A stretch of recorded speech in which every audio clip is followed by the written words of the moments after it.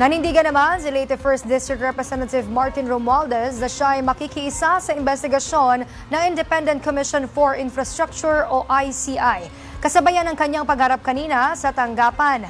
Ang detalye alamin natin mula kay Juan Antonio. Humarap ngayong araw sina Budget and Management Secretary Amina Pangandaman at late 1st District Representative Martin Romualdez sa Independent Commission for Infrastructure o ICI. Nagpasalamat ang mambabata sa pagkakataong maipaliwanag ang kanyang mga nalalaman sa proseso ng budget para sa isang mabilis na investigasyon ng komisyon.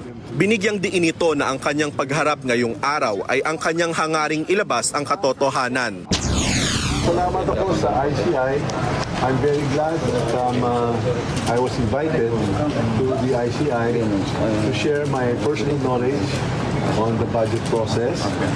And of course, any information about the insertions on the control. That is the basis of my invitation. I'm glad to have shared any and all personal knowledge and information to the ICI because I want to help the ICI in this investigation. Ayon naman kay DBM Secretary Amina Pangandaman, ang imbitasyon ngayong araw ng ICI ay para maipaliwanag nito ang proseso ng National Expenditure Program at General Appropriations Act. Binigyang diin ito na responsibilidad ng Commission on Audit na bantayan ang mga programa sa ilalim ng insertion kung ito ba ay napapatupad ng maayos. So yung invitation sa atin is that gusto malaman ng commission natin yung process ng NEP at paano ito nagiging GAA.